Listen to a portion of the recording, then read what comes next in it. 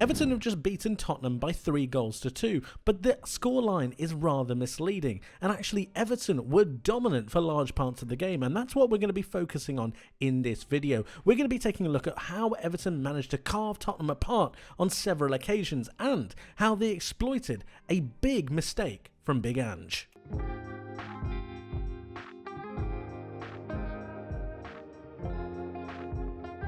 And this was it. This was Tottenham's big mistake. They changed their formation and switched it up. Something that a lot of people label Ange as to not doing. Not changing enough about what his approach is and how everything goes about. But they changed in this game. They changed to a 3 at the back with Davies, Dragusin and Gray. Porro and Spence as the 2 wing-backs. Centre midfielders of Bergwall and Sarr. Attacking midfielders of Kulusevski and Maddison, and Heung-min Son up front. Now on paper that might seem something that could work. It might seem like Tottenham might be able to get a bit more defensive while also maintaining that creativity of Maddison and Kulusevski, but what actually happened, and in actual fact what came to pass, was a Tottenham demolition that we haven't seen for quite some time. And I'm not trying to be over the top about it, but the way that Lindstrom was able to run in beyond Spence, the way that Ndai was able to run in beyond Porro, and then drift infield to create overloads with the likes of Bergwall and Sarr, Calvert-Lewin dropping deep when he needed to, it just always created an extra man that Tottenham needed to follow.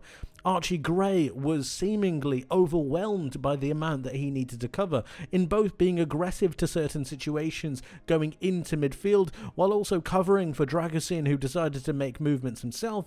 Davies just coming back from an injury, not necessarily looking too set, and it just looked like a formation that Tottenham were not comfortable with. And this setup just didn't really work. So much so that Tottenham were 3-0 down at half-time, forcing Ange Postecoglou to make a massive change. But there were several occasions where Lindstrom would run off the back of Jed Spence, where Davies would need to come and cover, Calvert-Lewin taking that space, Dragusin stopping him, and then leaving Doucouré for a charging run into midfield.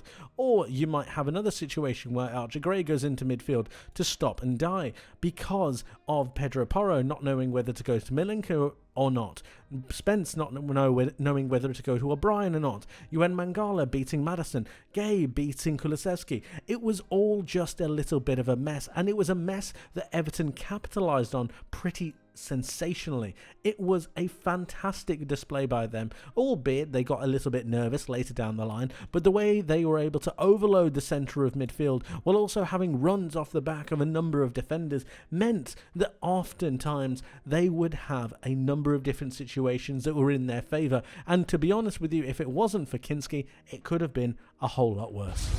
An alarm bell started to run from the very first few moments. So you've got your midfield 2 in Bergwall and in Sarr, and they've got to mark these two. They've also got to make sure that Lindstrom doesn't drift into the centre of the park, Doucouré making that run as well, Calvert-Lewin pinning onto Gray or onto Davies. There was just so much space to cover, and they just didn't have enough about them to be able to stop that. Gay gets the ball here and plays it into Calvert-Lewin, and from that point, panic stations really start to ensue in the Tottenham back line.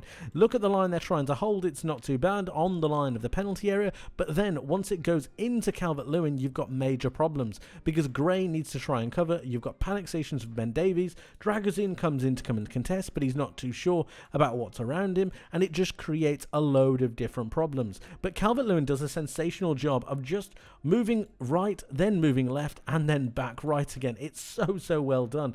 This touch right here from Calvert-Lewin is absolutely sensational. Just to drag left as Archie Gray's trying to block the ball. They think he's going to shoot, but he moves one way. And as he moves one way, he then goes another when they try to block again. It's again so well done. This touch right here is absolutely brilliant. You wouldn't think he's a striker that hasn't scored in something like 17 games, but he's just done a sensational job. Again, these are all of your defenders.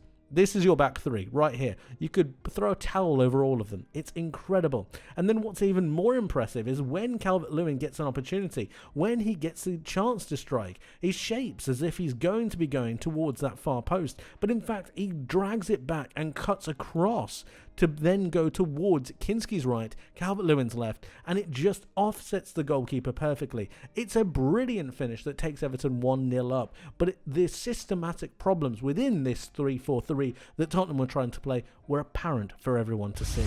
And for Everton's second bad turns to worse, because Everton carved through Tottenham like butter. It is incredible, but we have to give a lot of credit to Everton for being able to do this. They haven't scored too many goals this season, and they did it brilliantly here. So we've got Ndiaye coming close to try and receive the ball to best recycle to then move these Tottenham players around. You've got Branthwaite playing that pass, but let's just take a moment to have a look at this Tottenham press. I use the word press very loosely. You've got Kulusevski and you've got Son up here. Look at the distance between the two. Incredible. And then you're wondering where the third part of your front three is. Well, he's here. That's kind of weird. I'm not going to lie to you. It's a little odd. But nevertheless, what you're going to see is Ndiaye coming close for the ball to best recycle. And as we move this on, what you're going to have is this. You're going to have him play this round the corner here. But watch what happens, because you've got Archie Gray making a movement onto the halfway line. Remember, he's your right-sided centre-back. Just take that into consideration. He's your right-sided centre-back, and he's being asked to move nearly ahead of James Maddison. Look at that. He's ahead of James Maddison currently.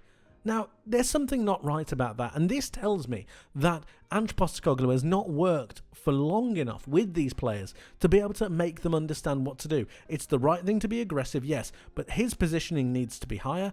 You need to have a little bit more work rate. You need to be a bit more condensed if you're going to play this, and they just weren't. The aggression and the openness of Tottenham's play was laid bare for all to see. So as that 1-2 gets played, he knows. Look at that. There's a turn of the shoulder. Just look at this. There's a turn of the shoulder here. He's seen him. Look, he's seen him here.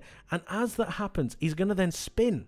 And he's going to move past Archie Gray. And I feel so sorry for this 18-year-old youngster or 19-year-old youngster. I feel so sorry for him because he's being asked to play in a position, not only at centre-back, but now at right-sided centre-back in a back three. I feel sorry for him. He's trying his very best. But I think Ange has just asked a little bit too much of him here. As the ball gets played round, Archie Gray gets taken completely out of the game, and now this space is available to be taken. Ndiaye does a fantastic job of driving towards the heart of this Tottenham defence. Now, what needs to happen here is Dragusin needs to come across and cover this space because he knows that his fellow defender is covering that right channel. Or you've got to have Bergvall come and contest, but of course it's difficult with Doucouré there. So as this happens, you need to ask a little bit more of Dragusin. He's dropping back, and as he continues to drop back, he then decides, I'm going to stop. And he stops because he sees this penalty area line. And the moment he sees that line and decides to stop, that's an indicator for Ndiaye to then stop himself and try to go past. It's his indicator that he can now beat his man because the momentum from the Tottenham defender is no longer there. And as this happens, look at this moment, look at this. As Dragusin decides to stop, look at his foot. He's planted himself. And the moment he plants himself is the moment that he's trying to halt this attack from Everton. And it gives Ndiaye, it makes his mind up for him because it allows him, because of the amount of space that's been afforded by Archie Gray. Again, I'm not having a go at Archie Gray, not his fault. With the amount of space that's been afforded to him, he knows now, his mind is made up, he's going to take this space. And almost Dragusin's positioning is encouraging that. Look at how he's shielding the centre of the pitch. It's shielding that, but it's also exposing the space that's being left by Archie Gray. I feel for them, I really do, because I don't think the system's been worked on enough. And it drives him towards the left-hand side, almost as a goading tactic, as in, take that space. He does, and he lifts it over Kinski with brilliant effect. Kinski tries to come out, Dragusin gives him far too much space. It's just not a good look from a Tottenham perspective. It's fantastic from an Everton perspective, and they need to be given a lot of credit. Fantastic from Ndiaye, their best player this season by quite a way, I'd say. He has done brilliantly, and this goal is taken with fantastic effect. And finally, to wrap up these great Everton goals, let's take a look at their third. Again, this happened just before half-time, which meant they were 3-0 up at half-time. So, you've got Lindstrom out on this right-hand side. A corner has just been played out, which is why there are so many defenders forwards. You've got O'Brien here, you've got the likes of Branthwaite here, and they're running towards the Tottenham goal. This is all fine, but if we break this down, you've got nearly all of the Tottenham players in a defensive line trying to make sure that they could defend this. But again, a major problem with some of these Tottenham defenders, and this is why it's a little bit questionable, the fact that they've got a back three, is the fact that none of the Tottenham players are particularly too tall. Archie Gray isn't that tall. Dragusin has a little bit of a height to him. Davies isn't really a central defender. Yes, of course, he plays there now, but he's mainly been a left back for the most part of his career. It just lacks a little bit of presence, a little bit of height. But when you've got Lindstrom whipping in the ball in the way that he does, it just is so inviting. And what ends up happening is it ends up hitting that back post, and you've got the power of Tarkowski at the back post right here. But the positioning of some of these Tottenham players and the defensive awareness, and that's something that I would really question as well. The defensive awareness of some of these Tottenham players is just not good enough. You've got Gray, who's a little bit out of position. You've got Ben Davies, who's having to mark two players. He's on and die here. He's got Tarkowski, who's completely free.